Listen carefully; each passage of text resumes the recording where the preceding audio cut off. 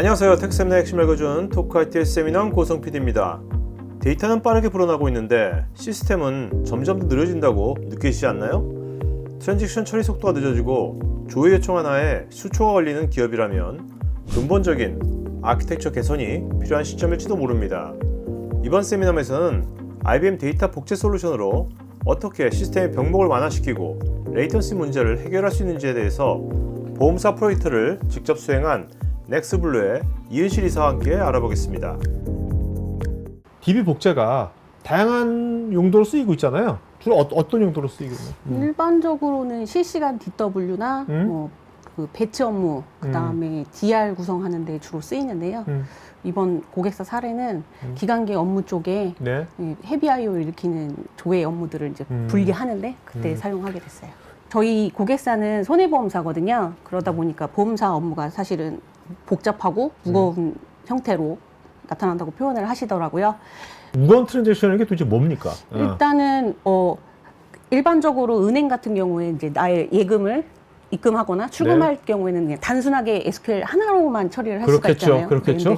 보험회사 같은 경우는 뭔가 보험을 가입을 하기 위해서 일단 나의 정보를 입력하면 그 다음부터 이제 상품이나 이런 것들을 조회해야 되고 관련된 뭐 약관들을 또 조회해야 되고 그와 관련돼서 이제 보험료도 계산해야 되고 조인도 많아지겠네요. 그렇죠. 여러 가지 테이블들이 모이는데 그걸 하나의 트랜잭션을 모아서 처리를 하게 되거든요. 그렇네요. 그러다 보니까 아무래도 무겁다라는 표현을 많이 쓰세요. 복잡하고. 이제 은행처럼 뭐 입출금도 게 아니라 보험하려면 뭔가 가입하려면 여러 가지 조건들을 따져야 될 거 아니에요. 맞아요. 조건들을 규정이라든지 그러니까 무거워질 수밖에 없는 거네. 그래서 각각의 트랜잭션은 밀리세컨 단위로 빠르게 처리는 되거든요. 그런데 이게 모이다 보니까 어쩔 수 없이 길어지는 거죠. 4에서 5초, 10초 이렇게 걸리게 되는 상황이 되는 거죠.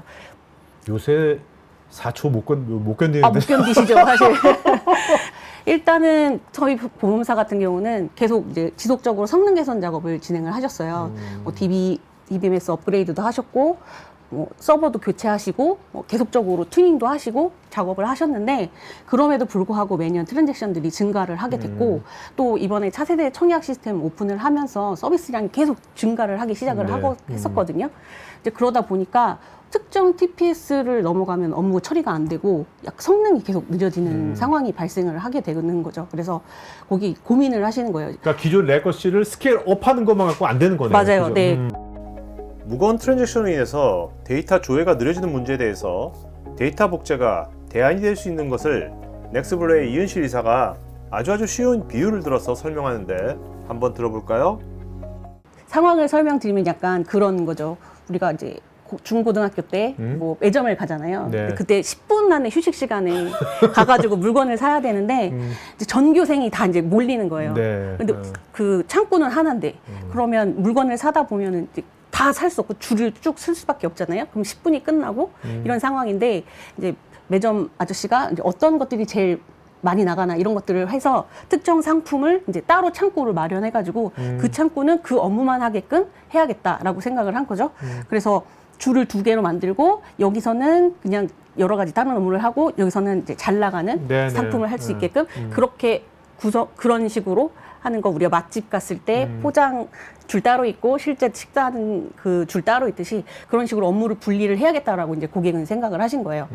그래서 일단은 기간계 업무 영향 주지 않고 왜냐하면 지금 있는 거를 건들 수는 없거든요. 그러다 보니까 주지 않고 또 짧은 시간에 도입이 가능하고 비용도 어쨌든 아낄 수 있는 사례를 찾다 보니 복제 솔루션을 도입하게 됐습니다. 제가 듣기로는 이제 보험사분들이 설계사분들 뭐 GA 그쪽에서 오셔서 그 전날 했던 것들 업무를 막 입력하시고 또 보니까 그 GA라고 해서 보험 설계를 이렇게 그 지점이 있는데 그 특정 보험사의 것만 하는 게 아니라 여러 보험사 거를 작업을 하는데 거기서 이제 그런 것들 처리를 하시면서 이제 업무가 몰리게 되죠. 실제로 특정 기간 오전 시간대 그 많이 사용하는 SQL이 어떤 것들이 있는지 저희가 조사를 했는데요.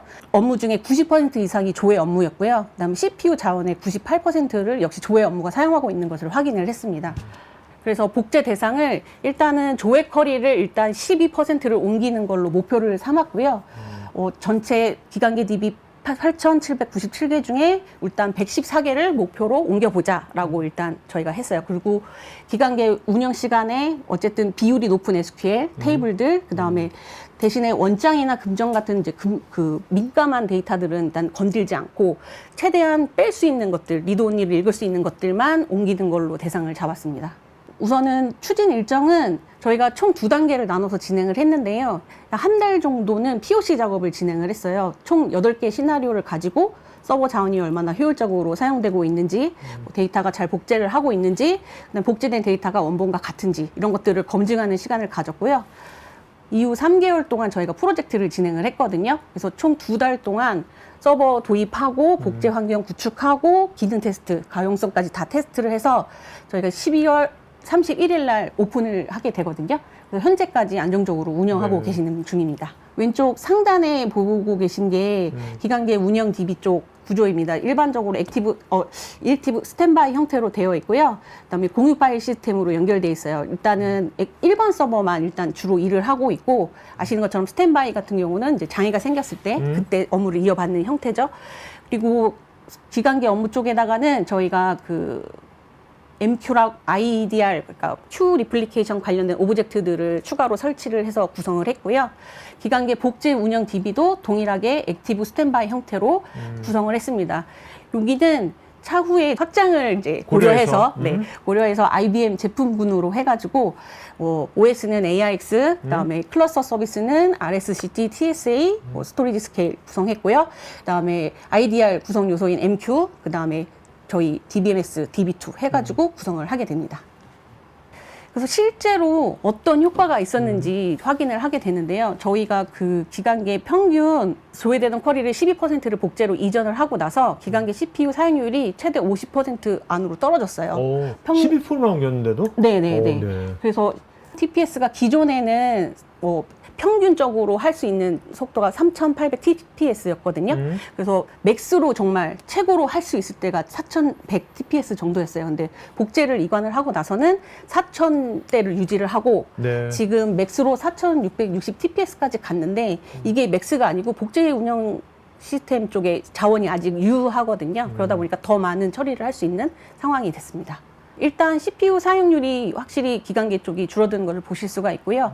그다음에 복제 운영 DB는 이제 서서히 올라가고 있는 추세거든요. 여기는 SQL 전환 형태예요. 전환 현황인데 지금 원래는 우리가 12% 정도만 예상을 했었는데 지금 3월 10일까지 약 28%까지 전환을 했어요. 그리고 지금 아까 말씀드린 것처럼 그 서버 자원이 유효하기 때문에 좀 더 전환이 가능하다라고 판단을 하고 계시고요. 고객은 한 40%까지 목표를 하고 계십니다. 지금 현재 복제 DB를 잘 쓰고 계신데 어쨌든 얘도 싱글 형태이잖아요. 그러다 보니까 액티브 스탠바이. 네네네. 액티브 스탠바이 형태다 보니까 어쨌든 얘도 계속 업무를 전환하게 되면 얘도 분명히 버틀렉이 발생하는 시점이 올 거거든요. 그거를 이제 분산을 해서 얘도 더 성능을 개선하고 앞으로 수평적으로 더 확장할 수 있는 구조를 만들자 해서 액티브 형태로 액티브 형태로 구축을 할 거고요. 그게 맨 위에는 퓨어 스케일이 그걸 네, 맞습니다. 지금 저희가 IBM 쪽에서 이제 액티브 형태로 이제 구성할 수 있는 DBMS 형태가 퓨어 스케일인데요. 요 퓨어 스케일은 말씀드린 것처럼 액티브 구성을 할 수가 있고 그 시스플렉스라고 하는 메인프레임 쪽 기술을 가지고 있어서 그 CF 기술이거든요. 그래서 중앙 집중으로 관리를 하실 수가 있어요. 기존 타 제품에 비해서. 오라클의 RAC라는 것도 이제 맞아요. 액티브잖아요. 네네, 맞아요. 그러면 요새 오라클에서 또 데이터베이스 많이 DB 마이너싱 많이 할 때 DB2 할 때 이걸 많이 써도 되겠네요. 네네. 실제로 저희 고객사 사례가 있어서 뒤에 살짝 넣어놨는데요. 지금 여기는 그 공공기관이고요. 실제로 오라클 RAC에서 저희 DB2, IBM DB2 퓨어 스케일 형태로 구축한 사례거든요. 네, 여기는 이제 오라클도 마찬가지로 병렬 시스템이잖아요. 그리고 고해양성 기능을 제공하고, 하지만 이제 고객들은 라이센스 비용이나 유지관리 측면에서 좀 부담이 좀 되셨어요. 그래서 어떤 것들이 있을까 국내에 이런 것들 많은 DBMS들을 확인을 하셨고, 그중에 저희 IBM DB2를 이용해가지고 비용적인 측면도 아끼고 실제로 이제 데이터 운영할 수 있는 그런 것들을 좀 준비를 하시게 됐죠. 데이터 마이그레이션을 할 때 실제로 저희가 IBM DB2에서는 오라클 호환성 모드라는 걸 제공을 하거든요. 여러 가지 모드들을 제공하고 있는데 그중에 오라클 호환성 모드를 제공하고 있고 프로젝트 실제로 수행하신 겁니까? 네, 맞아요. 이사님께서? 네. 이 프로젝트에서는 오라클 호환성 모드를 온을 해서 그러니까 켜갖고 활성화를 시켜서 실제로는 사실 크게 이슈 사항이 없었어요. 그러니까 오라클에 있는 뭐 PLSQL이나 기존에 사용하시던 SQL 이런 것들을 그냥 그대로 사용하실 수 있는 환경으로 그냥 개발자분들이 말씀하시기에는 그냥 뭐 장난이실 수도 있지만 내가 오라클에서 개발해서 DB2에 그냥 포팅하면 되겠다. 막 이 정도 수준까지 이 정도 수준까지 해서 사실은 큰 어려움 없이 DB 단에서는 큰 네. 어려움이 없었고 맞춤형 데이터베이스와 데이터 관리, 컨퍼런스 관련 영상은 우측 상단에 카드 링크를 클릭하시면 보실 수 있고 데이터 복제 관련 문의는 여기 메일로 하실 수 있습니다. 지금 보신 이 세미나 영상은 제가 진행하는 토크IT의 토크형 웨비나 내용 일부를 재구성해서 스토리텔링한 영상입니다. 여러분 회사의 솔루션이나 신기술에 대한 자연스러운 토크형 웨비나를 진행하면서 지금 보신 세미나 같은 영상을 제작하는 것에 관심 있으신 분은 우측 상단에 카드 링크를 클릭하시면 관련 서비스 내용을 보실 수 있고 여기 전화나 메일로 문의 주시면 친절하게 상담해 드리겠습니다.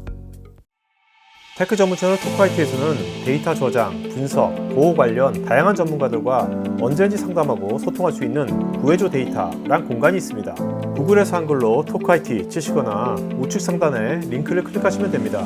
여러분의 좋아요와 구독은 컨텐츠 제작에 큰 힘이 됩니다.